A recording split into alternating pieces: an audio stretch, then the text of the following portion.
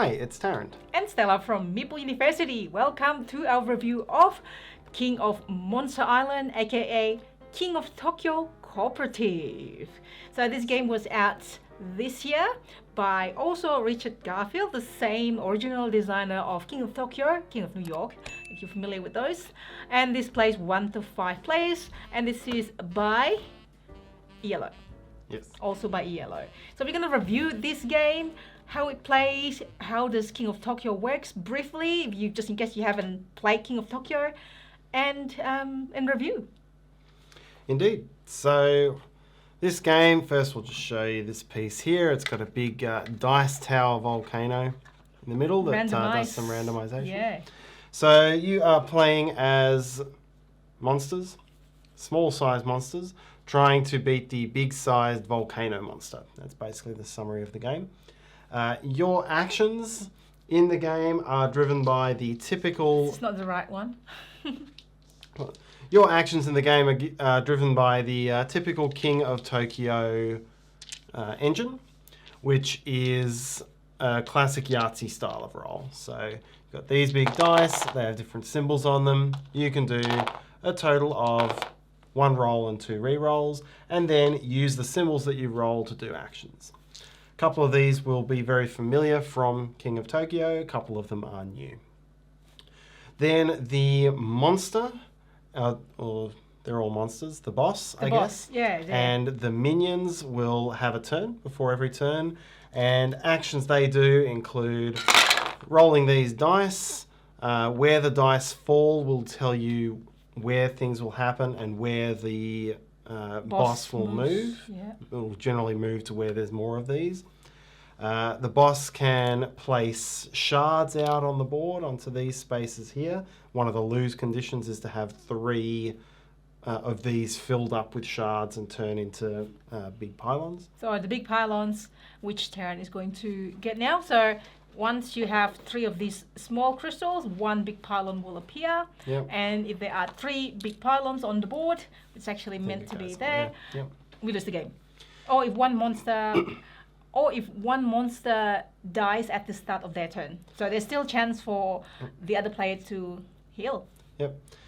These can also bring out minions. Minions can attack, and they can add fame stars to the boss. So there's various things that add extra to what you'd be used to in King of Tokyo. So hearts heal in the usual way. Claws will attack in the usual way. They do 2 damage to either the minions or the boss. What else? You attack minion first before you attack the boss, if there's minion in that spot. Yep. You've got the lightning bolts. These are the energy cubes as usual. They'll give you energy to purchase these cards. Get a little bit more than you do in the base game. It's like if you have 5, you get 15. You have 1, you have 1. Just accumulatively good. Yep. Up higher. And then the new symbols we've got, the foot will allow you to either move or kick an enemy, which is 1 damage instead of 2. Move other players in the same spot. Yep. Spanners will let you build these things, which let you set up. That's a bad example. 3 or 4. Which will let you set up help from human, it actually says. Yep. So it will give you a bonus die in that area, essentially. There you go. And stars. Stars are the other one. Stars will give you fame points. What is fame worth in this game? It levels up the characters. So if you're gaining fame, you're going to start getting additional benefits and powers that will make you stronger to fight the boss. This one, for example, one of the monsters, which is one of us, you just gain fame. And that's tracked as per King of Tokyo Soul. And once you've got the fame, and you'll be able to get one of these cards. There are a few of these cards, which will give you some powers on your turn. Yep. And then each of the bosses, I think there's 4 different levels you can play, has one of these cards as well, and they will have more abilities to attack you the more fame they get. This is not the right boss. I think that one is these ones, maybe? Well, there are 3 different monsters with the easier mode and the harder mode. Yep. And that's really the core of the game. There's a few more cooperative things that you can do. You can leave these dice behind on these spaces, and the next player will roll 6. So you can kind of combo these things and get bigger combinations of icons when you move around to the different spots. Yeah, like as you said, you can move someone else in your space, or you can help other people in your space with your dice. These do various things. There's also some event cards that will pop up in this deck, both good or bad, yeah. Both good and bad. When they come up, they get resolved, and then you move on. There is a player reference as well, so which will, explain what happens. Like the boss will move first, and then you have to check the boss's active powers. So each boss has got different active powers depending on how much fame they have, and their other active powers as well, and so on. Is that the explanation, Tarrant? It is. Yeah. So they are different. Again, There are 3 different bosses, each with 2 different difficulties, and there are a few of these power cards that you can unlock once you receive 1 fame, and then you just get more fame, and then you unlock different things. I like the media. It's like pretty cool, and it's pretty cool artwork. The ninjas, the mad bots, the media, and the mad scientists and the army. There are more, and then those 2 are the boss, and this belongs here as well. So what do you think? Look, I think my starting thought on this, and it's something I've said, I think, in a couple of reviews before. One of the things when I play cooperative games, I like to have control over my actions. Even if the board, because there's 2 ways to do randomness in a co-op game. It can either be you don't know what the board's going to do back to you, or you don't know whether your actions towards the board are going to succeed or not. It's essentially Pandemic versus Atlantis Rising. And I get very frustrated when I don't have control over my actions. I really like a standard action point allowance. So because this is the King of Tokyo engine, it has that frustration where if you don't roll the feat to move, then you may just not be in the right location to attack anything. So that is all part of the game. It's all part of the design. It's not something I personally like in a cooperative game. Okay. Well, that there's also this thing that you put on this corner to plan your move. I think we've done this before, but it's very limited. If you can't move it, you can't attack boss and so on. And I think I love the first time I learned about this, I love the idea because I love King of Tokyo, right? It's a nice, quick gateway game that everyone can play at a meetup and plays a lot of players. I love the idea of cooperative. I wasn't too sure at that time whether it's going to be prone to alpha players or not. It might be because it's easy to control other players, and there's a different type of, I guess, not able to control your move, which is that being controlled by other players. So it is possible, but then again, it might not be possible as well for the reason that there's a lot of maintenance in between turns. So hence there is this the sheet which explains, so on your turn the boss goes first, so you need to check the boss active powers. So if the boss is up to 20 fame, that means you have to check every one of them, but that means that someone else will be able to do that as a part of their duty in the game. And then you have to roll the dice. If there's any dice available, you roll them, and then you move the boss based on the most dice. You go to the most dice, and then if ties, go to the most minions, and otherwise clockwise and so on. And then you activate the minions on both zones, so each minion will activate its power, and you activate the dice on both zones, so things like adding minion, let's you say, adding pylons and whatever, crystals and so on. So and that's each time. And then there's the player's turn, which is easier than the boss's turn, but there's just a little bit more of maintenance for gateway games. So I wouldn't actually say this is a gateway game, or there might be one person that is responsible for the maintenance, and that means that is that going to be still a quicker? It's not going to be a quick game, not as quick as King of Tokyo as well. Yeah, and I think that is, I'd certainly agree with that. I find and maybe it was a preconception thing of going into it as being a co-op version of King of Tokyo. It does have it does have a lot of maintenance for a game that's not a dungeon crawl with enemies moving around and choosing targets. It's if you take them out of the way, it's on the high end of maintenance for a cooperative game. Yeah. And that's why when I opened this up, I described it as a co-op game with a King of Tokyo engine rather than a cooperative version of King of Tokyo. Yeah, it feels different, yeah. It feels different. And if you could release this without the King of Tokyo theme and no one would necessarily think twice. You think? Yeah, because if you're doing the Yahtzee roll, I mean, there's many games with Yahtzee rolls out there. This could be money.